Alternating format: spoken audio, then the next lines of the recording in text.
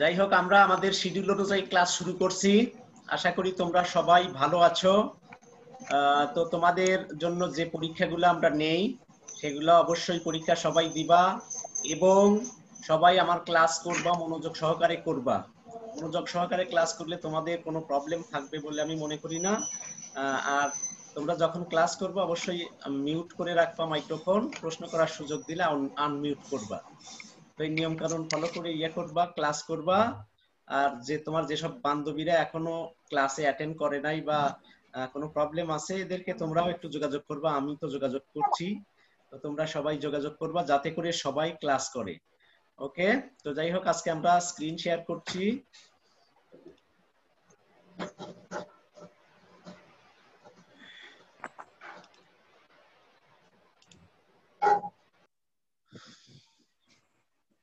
তো গত পরীক্ষাটা তোমরা যারা দিয়েছো তারা মোটামুটি সবাই ভালো করছো, দুই একজন ছাড়া। আশা করি এই ধারাবাহিকতাটা তোমাদের জন্য বজায় থাকবে। যাই হোক,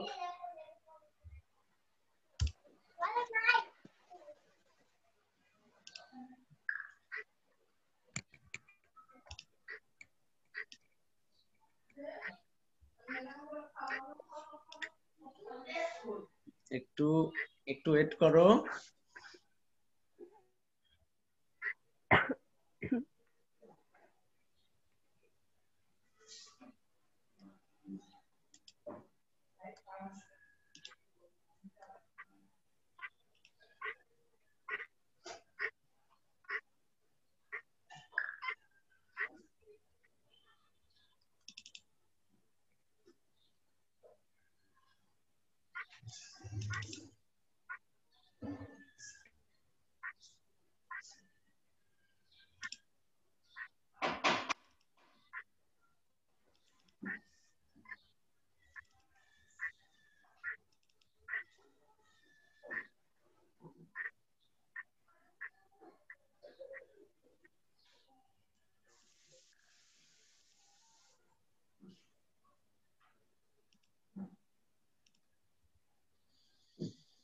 যে পড়াগুলো তোমাদের পড়ানো হচ্ছে সেখানে যদি কারো বুঝতে সমস্যা হয় অবশ্যই আমাকে প্রশ্ন করবা। আর যারা এখনো বই কিনো নাই তারা সবাই বই কিনে নিবা, ঠিক আছে? সবাই বই কিনে নিবা। জি স্যার। তো দেখো, আমরা প্রথমেই আজকে যেটা আলোচনা করব সেটা হলো বায়ো ইনফরমেটিক্স। তোমরা কি দেখতে পাচ্ছ? স্যার দেখা যাচ্ছে না তো। দেখা যাচ্ছে না? দেখা যাচ্ছে না? না স্যার। আচ্ছা, ঠিক আছে, দেখা যাবে। একটু ওয়েট করো, অবশ্যই দেখা যাবে। সাউন্ড যাতে না হয় সবাই লক্ষ্য করবা।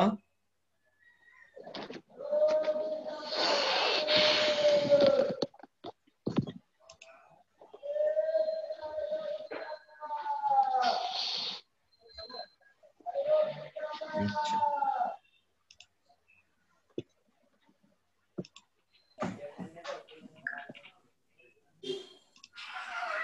দেখতে পাচ্ছ সবাই? জি স্যার। ওকে,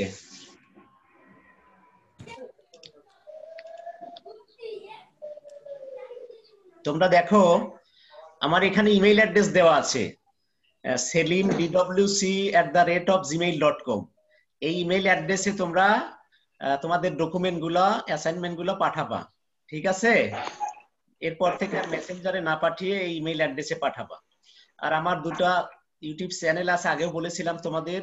তো তোমরা এই ইউটিউব চ্যানেল গুলো ভিজিট করবা আর সবাই সাবস্ক্রাইব করবা, তাহলে আমার সবগুলো ভিডিও তোমরা আগে আগে পেয়ে যাবা।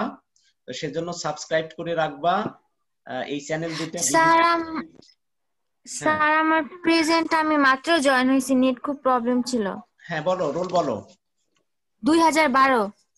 2012? জি স্যার। আচ্ছা, ঠিক আছে। স্যার 2003। হ্যাঁ, 2003। স্যার আমিও আজকে প্রথম। হ্যাঁ স্যার আমিও আজকে প্রথম বলো, রোল জয়েন বলো। করছি। 1032। 1032। আর কেউ আছো? 3002 আর 3007। 3007। হ্যাঁ 1008। জি স্যার। 1014। কত? 1014। 1014। ঠিক আছে। স্যার 1003। 1003। 3007। 3007। 3008 স্যার। 3008। 2019 3019। স্যার 2019 2000 2019। আর কেউ আছো? আচ্ছা আচ্ছা, যাই হোক, লক্ষ্য করো সবাই। তাহলে তোমরা যেটা তোমাদের ইনস্ট্রাকশন সেটা হলো সেলিম হোসাইন, এমডি নাই, শুধু সেলিম হোসাইন দিবা। সেলিম হোসাইন 3010। এবং হ্যাঁ কত? 3010। আচ্ছা দেখো তো, তোমরা এই দুটা ইউটিউব চ্যানেল ভিজিট করবা, সাবস্ক্রাইব করবা এবং ভিডিওগুলো দেখবা। আমাদের অনলাইন গ্রুপেও দেয়া থাকবে, আমাদের ফেসবুকের যে গ্রুপ আছে আইসিটি গ্রুপ, সেখানেও দেখবা এবং ইউটিউব চ্যানেল থেকেও দেখবা। আচ্ছা যাই হোক,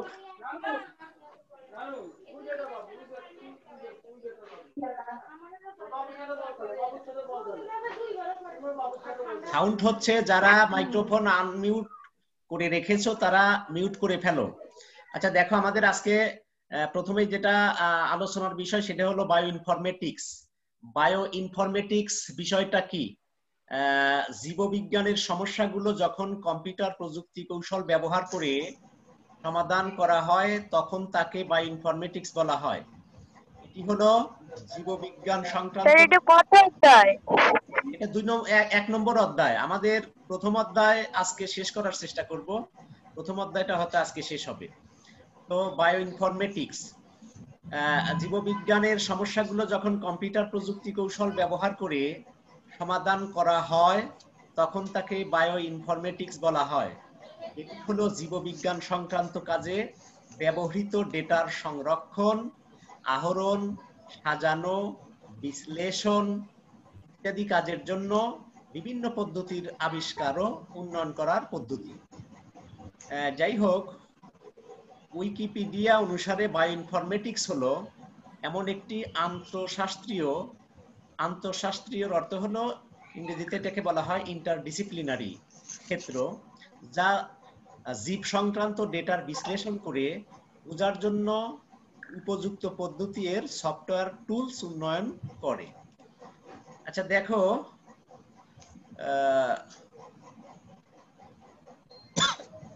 মলিকুলার জেনেটিকের ভিজুয়ালাইজেশনকে সম্ভব করে তোলে। তো এখন আমরা বায়ো ইনফরমেটিক্স এর কিছু সুবিধা করব।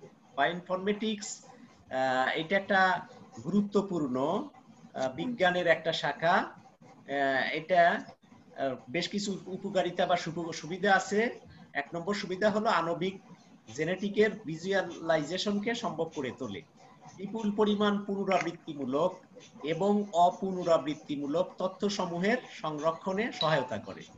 অ্যালগরিদম ডেটা মাইনিং করা সম্ভব। অ্যালগরিদমটা তোমরা আস্তে আস্তে বলবে। অ্যালগরিদম হলো কম্পিউটারের ভাষায় কোনো কাজ ধাপে ধাপে করার যে প্রক্রিয়া, সেটাকে অ্যালগরিদম বলে। তো যাই হোক, অ্যালগরিদমিক ডেটা মাইনিং করা সম্ভব, প্যাটার্ন রিকগনিশন করা যায়, এটা বায়ো ইনফরমেটিক্স এর মাধ্যমে করা যায়। তো যাই হোক, এরপরে দেখো, বায়ো ইনফরমেটিক্স এর কিছু অসুবিধা আছে। এটি অত্যন্ত ব্যয়বহুল একটা প্রযুক্তি। এর মাধ্যমে তথ্যের গোপনীয়তা ভঙ্গ হতে পারে। এরপরে দেখো, ব্যাপক হারে বায়ো ইনফরমেটিক্স এর প্রয়োগের ফলে জীববৈচিত্র্য নষ্ট হয়ে যাওয়ার ঝুঁকি থাকে। এটার একটা প্রবলেম, অসুবিধা। এরপরে দেখো, অসুবিধার মধ্যে আছে জেনেটিক মডিফাইড ফসল কিংবা গৃহপালিত পশু পাখি সুপার স্পিনিশ সৃষ্টি করতে পারে। তো তার মানে গৃহপালিত সুপার স্পিনিশটা কি? কিছুটা সমস্যা হতে পারে, যা প্রকৃত বিরুদ্ধ। এরপরে দেখো, বায়ো ইনফরমেটিক্স ব্যবহারের ক্ষেত্র, কোথায় কোথায় ব্যবহার হয় বায়ো ইনফরমেটিক্সটা। এর আগে তোমরা বায়োমেট্রিক্স জেনেছিলা। তো বায়ো ইনফরমেটিক্স ব্যবহার সাধারণত মেডিসিন উৎপাদনে, জিন থেরাপি এর ক্ষেত্রে, উন্নত জাতের খাদ্যশস্য উৎপাদনে, জরায়ুর পরিবর্তন গবেষণার ক্ষেত্রে, পশু পাখির চিকিৎসার ক্ষেত্রে, জীবাণু অস্ত্র তৈরিকরণে, পোকামাকড় দমন পদ্ধতিতে, বর্জ্য পরিষ্কারকরণে, ভেটেরিনারি বিজ্ঞান, ডিএনএ অ্যানালাইসিস ইত্যাদি ক্ষেত্রে বায়োইনফরমেটিক্স ব্যবহার করা হয়ে থাকে। আশা করি তোমরা বিষয়টা বুঝছো। এখন দেখো জেনেটিক ইঞ্জিনিয়ারিং সম্পর্কে আমরা আলোচনা করব। জেনেটিক ইঞ্জিনিয়ারিং বলতে আমরা আসলে কি বুঝি? দেখো, প্রাণী বা উদ্ভিদ জীবের ক্ষুদ্রতম একক হলো কোষ বা সেল। তার মানে জীব অথবা প্রাণী এর ক্ষুদ্রতম একককে কি বলা হয়? কোষ বা সেল বলা হয়। হ্যাঁ, কোষের বা সেলের প্রাণকেন্দ্রকে নিউক্লিয়াস বলা হয়। এই নিউক্লিয়াসের ভিতরে বিশেষ কিছু পেঁচানো বস্তু থাকে যাকে বলা হয় ক্রোমোজোম। ক্রোমোজোম জীবের বিভিন্ন বৈশিষ্ট্য বহন করে থাকে। ক্রোমোজোমের মধ্যে আবার চেইনের মতো পেঁচানো কিছু বস্তু থাকে যাকে কি বলা হয়? ডিএনএ বলা হয়। এই ডিএনএ অনেক অংশে ভাগ করা থাকে। ডিএনএ গুলো অনেকগুলো অংশে ভাগ করা থাকে। এর এক একটি নির্দিষ্ট অংশকে জিন বলা হয়। যাই হোক, মূলত ক্রোমোজোমের অভ্যন্তরে অবস্থিত জিনই হলো জীবের বিভিন্ন বৈশিষ্ট্য বহন করে থাকে। তো এই ক্রোমোজোম যেটা, ক্রোমোজোমের অভ্যন্তরে জিন যেটা থাকে, জিনই জীবের বিভিন্ন বৈশিষ্ট্য বহন করে থাকে। উদাহরণস্বরূপ বলা যায় মানুষের শরীরে কত 23 জোড়া ক্রোমোজোম রয়েছে এবং একটি বিড়ালের রয়েছে 34 জোড়া, আর মশার আছে 6 জোড়া। এদের মধ্যে এক জোড়া ক্রোমোজোম বংশগতির বাহক। আমাদের শরীরে প্রায় 3 লক্ষ জিন রয়েছে।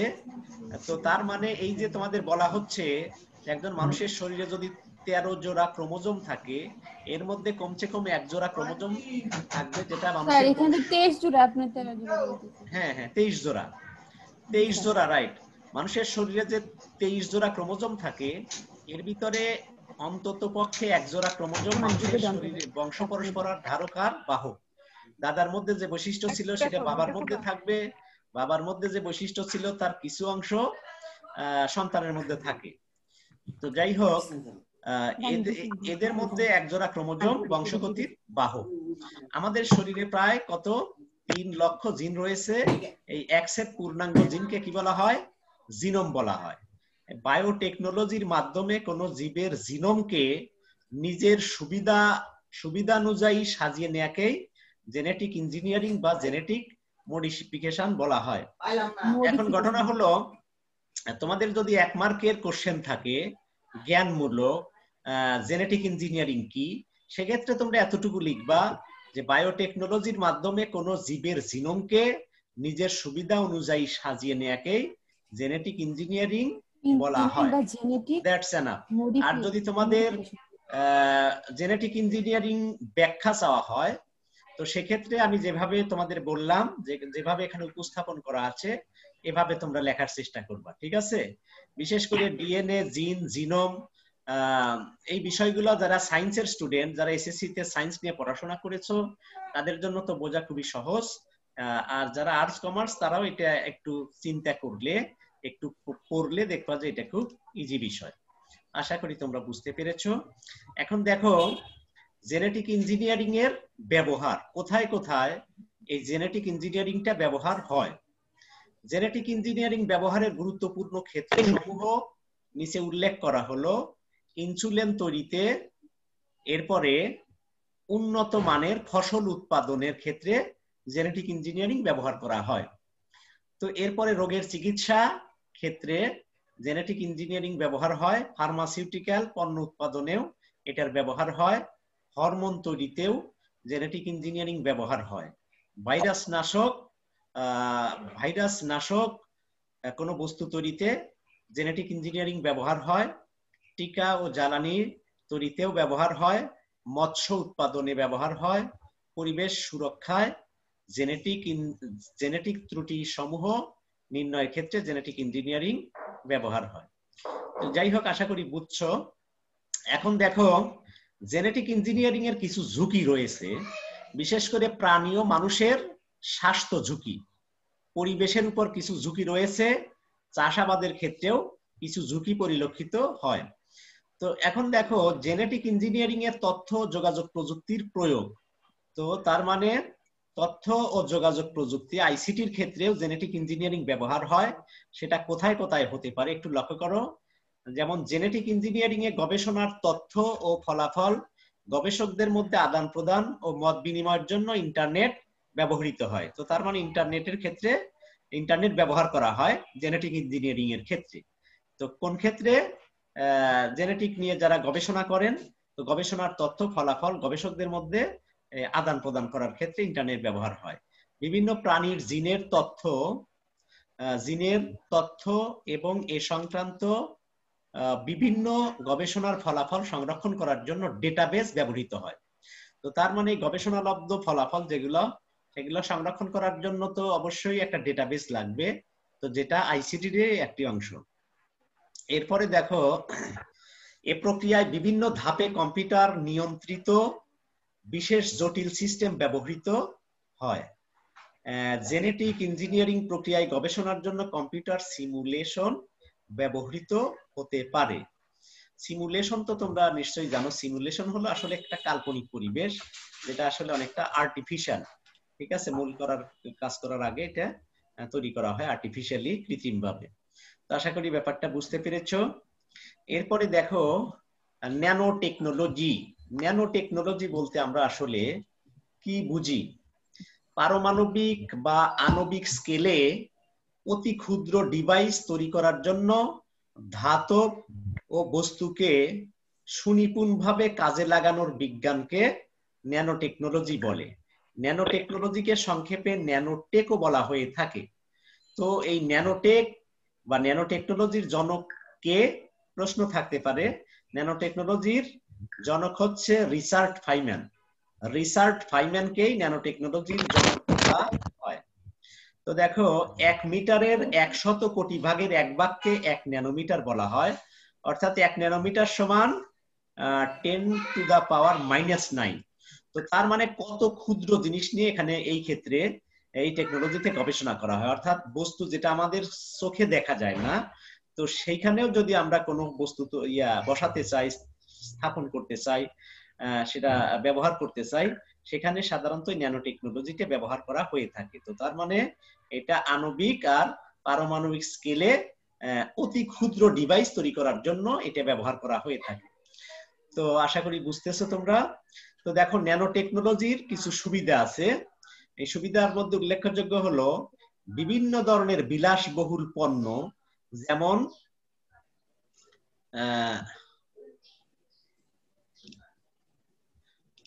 একটু লক্ষ্য করো,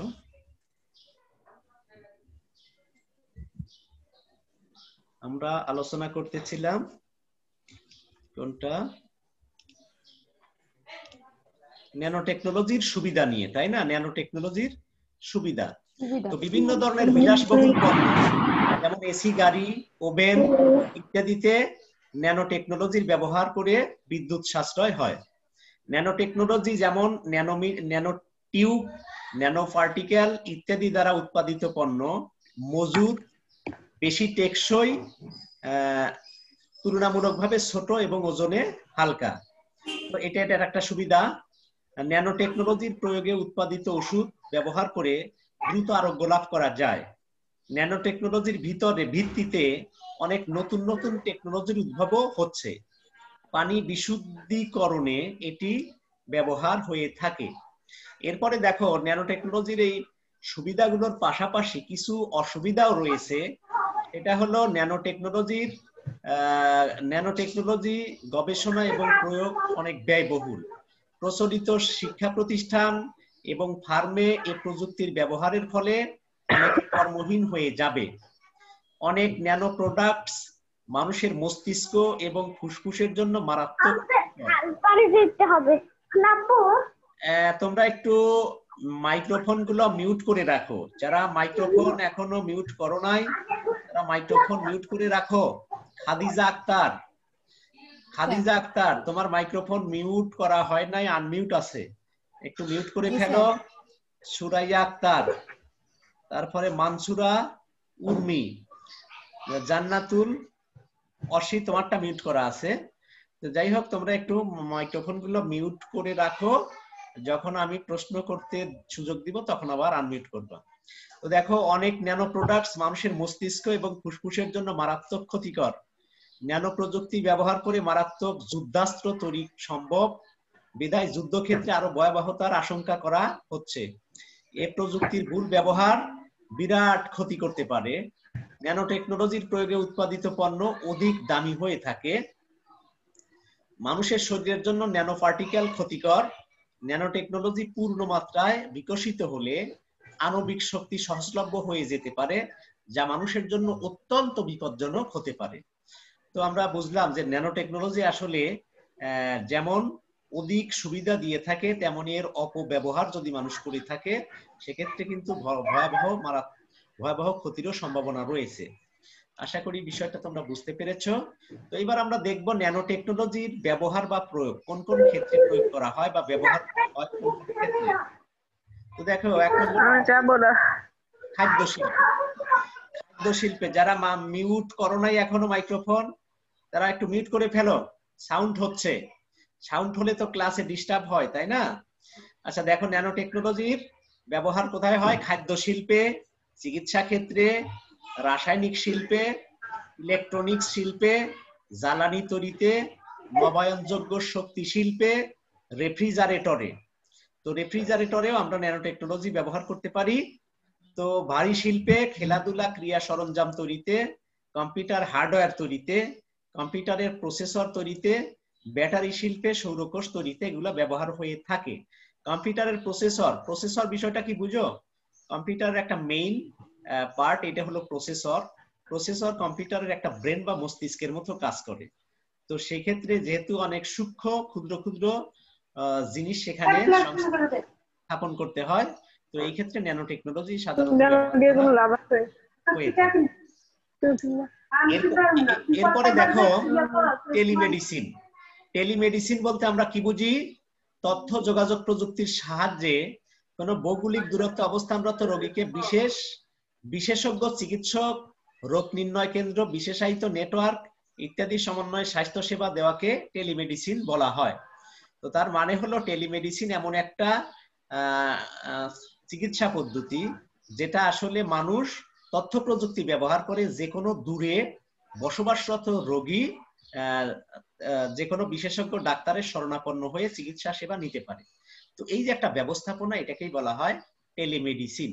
টেলিমেডিসিন ব্যবস্থার কারণে অনেক বেশি সুবিধা মানুষ ভোগ করে থাকে।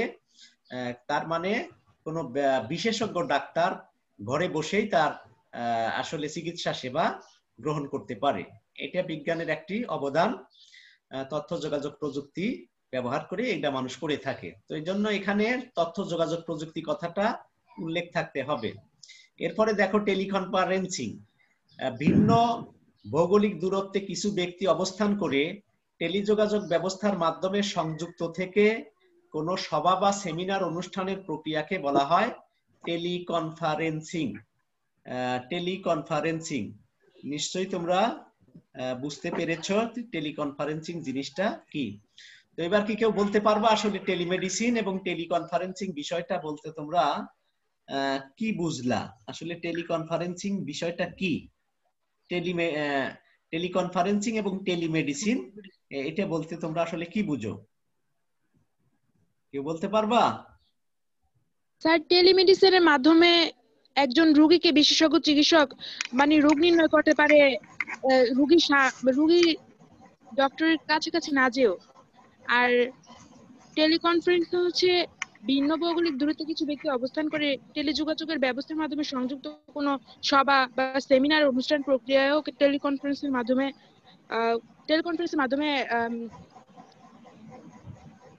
আমরা এই সুবিধা পেয়ে থাকি। হ্যাঁ, ভেরি গুড।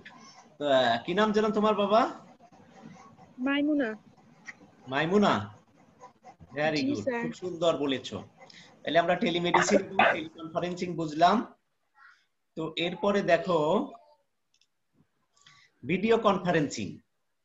টেলিকমিউনিকেশন প্রযুক্তি ব্যবহার করে দুই বা ততোধিক ব্যক্তি বিভিন্ন ভৌগোলিক অবস্থানে থেকে অডিও এবং ভিডিওর যুগপথ উভয়মুখী স্থানান্তর প্রক্রিয়াকে ভিডিও কনফারেন্সিং বলে।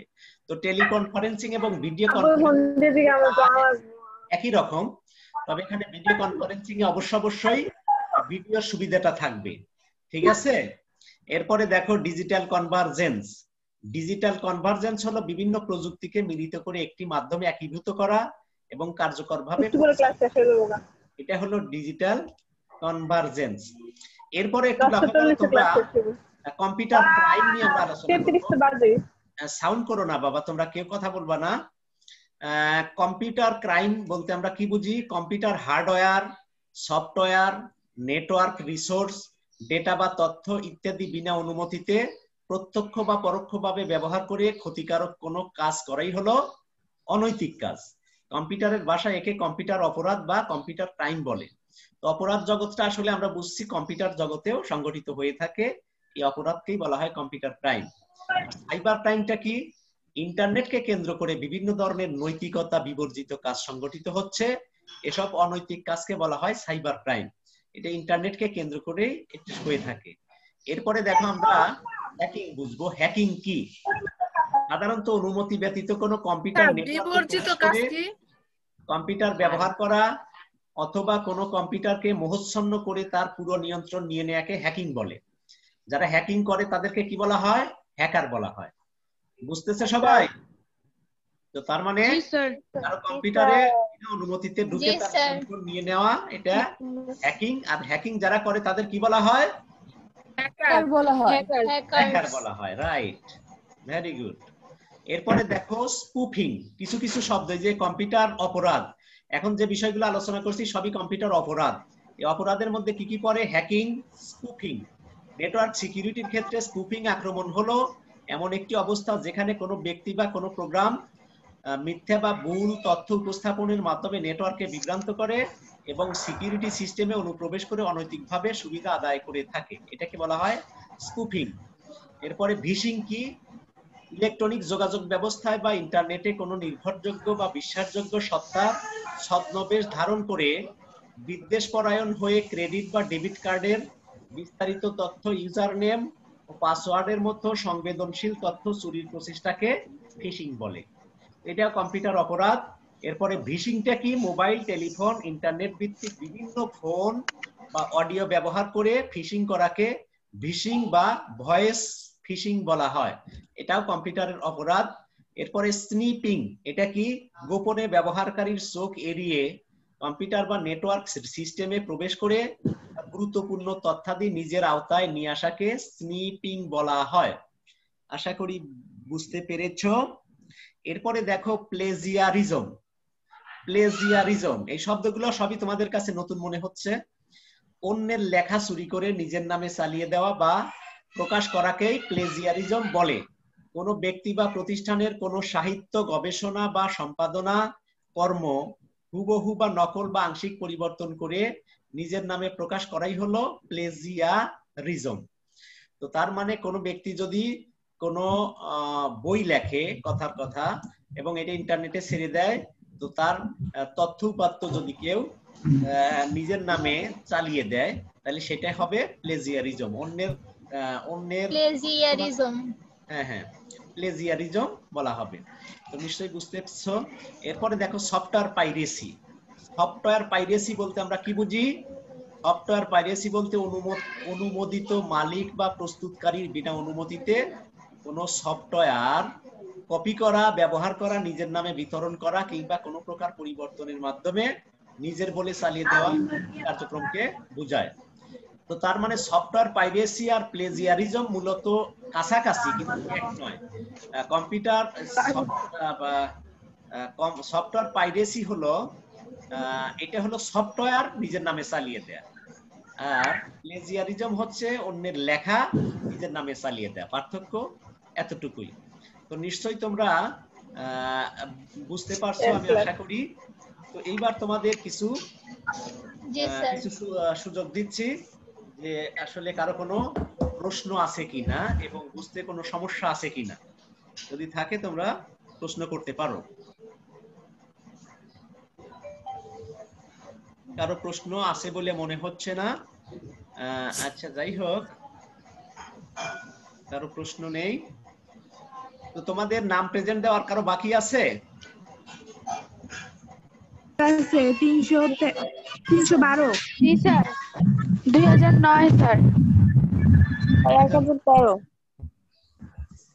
3010 3015 3013 স্যার 3010 3010 1013 3010 আর কে 3012 স্যার 2009 স্যার 1009 একসাথে না, আস্তে আস্তে বলো। হ্যাঁ 3012 3012 আর কে স্যার 2020 2020 শালার আর কে 1013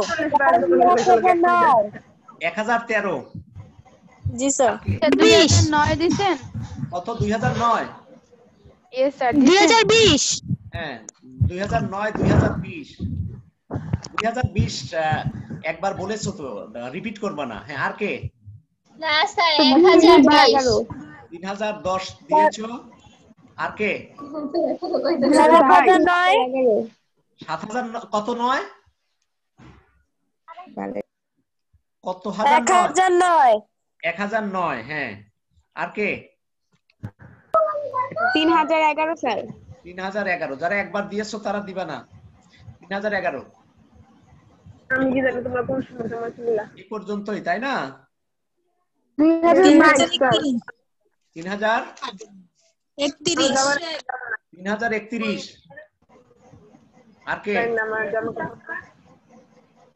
আর কে প্রেজেন্ট দাও নাই 2022 এখন পর্যন্ত ক্লাস কয়টা হইছে 2022 22 জি তো 4টা ক্লাস হয়েছে, একটা পরীক্ষা হয়েছে। আর কেউ আছো? আশা করি আর নাম প্রেজেন্ট বাকি নাই কারোই। তো তোমরা সবাই ভালো থাকবা, সুস্থ থাকবা। আর তোমাদের শুনো, লক্ষ্য করো, আমি আগেও বলেছি তোমাদের যে গ্রুপ আইসিটি ফার্স্ট ইয়ারের, তো সেই গ্রুপে তোমরা ইয়া করবা, ভিজিট করবা এবং আমি যে অ্যাসাইনমেন্ট গুলো দেই সেগুলো শিডিউল অনুযায়ী করে সংরক্ষণ করবা এবং আমার ইমেইল অ্যাড্রেসে পাঠিয়ে দিবা। ঠিক আছে? আর নিয়মিত পড়াশোনা করবা।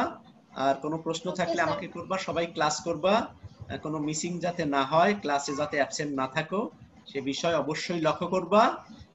তো এই আশাবাদ ব্যক্ত করে আজকের ক্লাস এখানেই শেষ করছি। আল্লাহ হাফেজ। আসসালামু আলাইকুম স্যার। ওয়া আলাইকুম আসসালাম ওয়া রাহমাতুল্লাহি ওয়া বারাকাতুহু।